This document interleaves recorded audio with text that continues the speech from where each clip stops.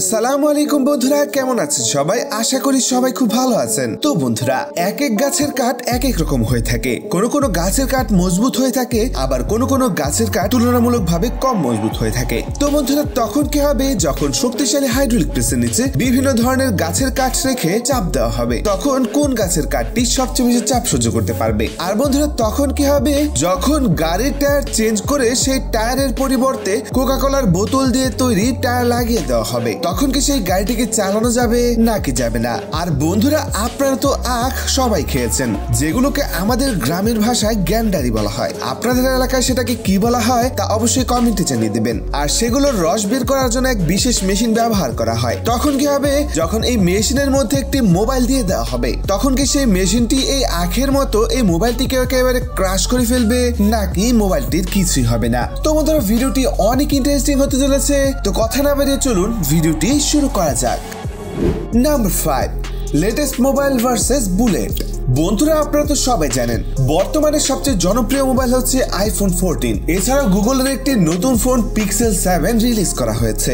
আর বন্ধুরা, স্যামসাং এর S20 কতটা জনপ্রিয় সেটা তো আপনারা সবাই জানেন। আর নোকিয়ার 3310 কতটা জনপ্রিয় ছিল সেটাও আপনারা সবাই জানেন। তো বন্ধুরা, তখন কি হবে? যখন বুলেট ফায়ার করা হবে এই প্রত্যেকটি মোবাইলের উপর, তখন কোন মোবাইলটি এই বুলেটের আঘাত সহ্য করতে পারবে, নাকি প্রত্যেকটি মোবাইলই এই বুলেটের কারণে নষ্ট হয়ে যাবে? চলুন এই এক্সপেরিমেন্ট থেকে দেখে আসি।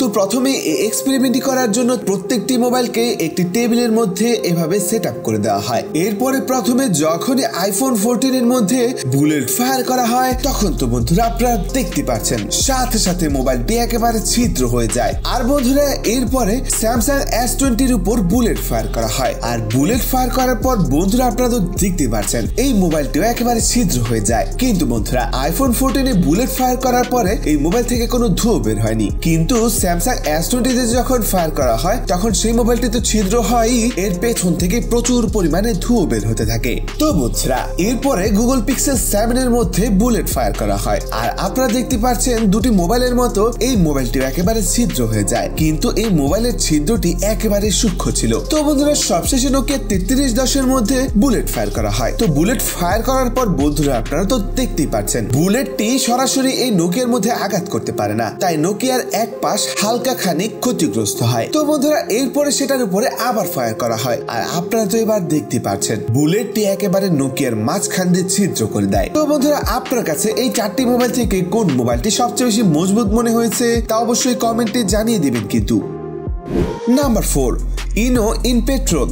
বন্ধুরা, আপনারা তো সবাই ইনো অবশ্যই চেনেন। এই ইনোকে যখন পানির মধ্যে দেওয়া হয়, তখন এই পানির মধ্যে প্রচুর ফেনার তৈরি হয়, আর ইনোগুলো একেবারে পানির মধ্যে সাথে সাথে মিশে যায়। কিন্তু বন্ধুরা, তখন কি হবে? যখন পেট্রোলের মধ্যে ইনো ঢেলে দেওয়া হবে, তখন কি এই ইনোটি পানির সাথে যেমন রিঅ্যাকশন করেছে তেমনি ভাবে পেট্রোলের সাথেও সেম রিঅ্যাকশন করবে নাকি অন্য কিছু হবে? তো প্রথমে এই এক্সপেরিমেন্ট করার জন্য 1 গ্লাস পেট্রোল নেওয়া হয়। এরপরে 1 প্যাকেট ইনো নেওয়া হয়। যে প্যাকেট থেকে ইনোগুলোকে এই পেট্রোলের মধ্যে ঢেলে দেওয়া হয়। পানির মধ্যে ইনো ঢাললে যেমন প্রচুর পরিমাণে ফেনা বের হয়, কিন্তু পেট্রোলের মধ্যে ইনো ঢালার পরে সেখান থেকে কোনো ফেনা বেরই হয় না। তো বন্ধুরা, এরপর যখন সেই পেট্রোল গুলোকে আরেকটি গ্লাসে ঢেলে দেওয়া হয়, আর আপনারা তো তখন দেখতেই পাচ্ছেন সেই গ্লাসের তলানিতে ইনোগুলো একেবারে অক্ষত ছিল। অর্থাৎ আপনারা তো বুঝতেই পারছেন পানির মধ্যে ইনো ঢাললে সেটা তো একেবারে মিক্স হয়ে যায় পানির সাথে, কিন্তু পেট্রোলের মধ্যে ইনো ঢাললে সেটা পেট্রোলের সাথে মিক্স হতে পারে না। আর যার কারণে এই ইনোর পাউডার গুলো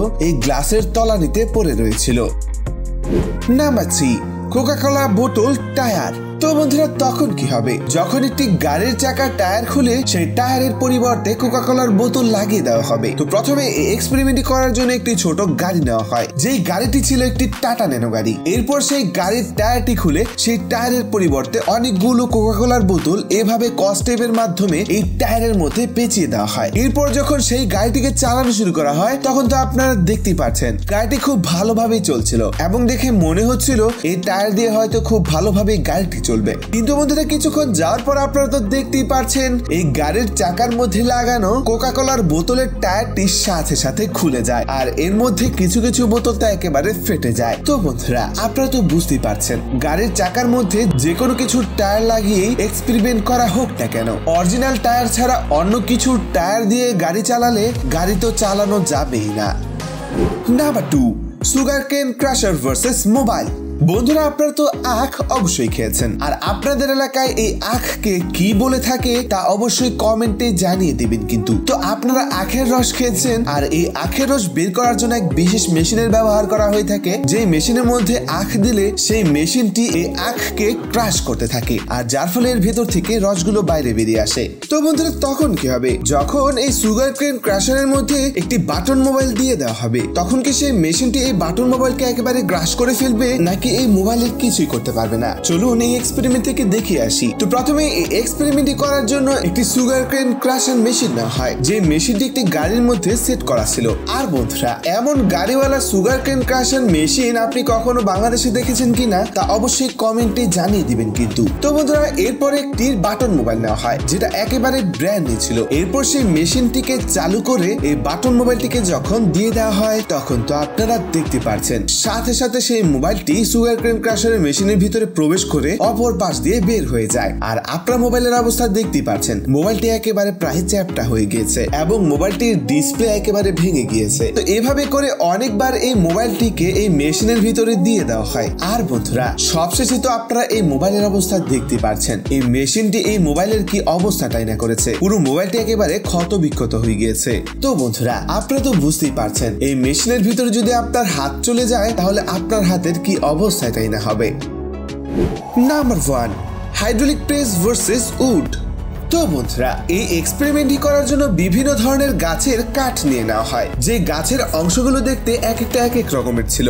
তো বন্ধুরা প্রথমেই হাইড্রোলিক প্রেসের নিচে একটি চিকন গাছের গুঁড়ি দিয়ে দেওয়া হয়, যে গাছের নাম তারা বলছিল স্প্রিউস নাকি কি যেন একটা, যাই হোক বন্ধুরা। এরপর যখন সেই হাইড্রোলিক প্রেসটিকে অন করে চাপ দেওয়া হয় এই গাছের গুঁড়ির মধ্যে, তখন তো আপনারা দেখতে পাচ্ছেন এই গাছের মধ্যে প্রায় 10,000 কেজি চাপ দেয়, তখন সাথে সাথে এই গাছের গুঁড়ির ভেতর থেকে পানি বের হতে শুরু করে, অর্থাৎ এই গাছটি ক্র্যাশ হতে শুরু করে। সবশেষে ক্যালকুলেট করে দেখা যায় যে এই গাছের গুঁড়ির চাপ সহ্য ক্ষমতা প্রায় 11,820 কেজি।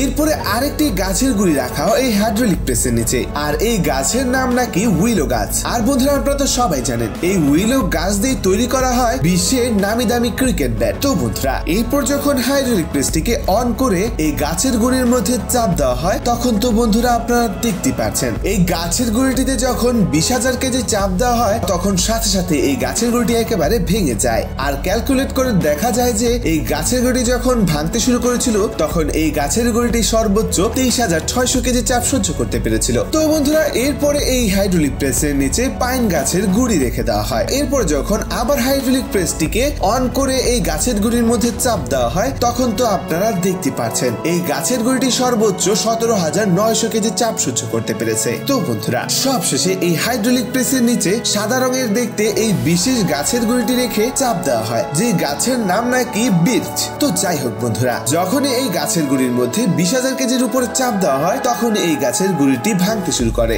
আর বন্ধুরা সবশেষে ক্যালকুলেট করে দেখা যায় যে এই গাছের গুঁড়িটি সর্বোচ্চ 26,860 কেজি চাপ সহ্য করতে পেরেছে। অর্থাৎ বন্ধুরা আপনারা তো বুঝতেই পারছেন, এতক্ষণ পর্যন্ত যতগুলো গাছের গুঁড়ি দেখানো হয়েছে, সেগুলোর মধ্যে এই গাছের গুঁড়িটি সবচেয়ে বেশি শক্তিশালী।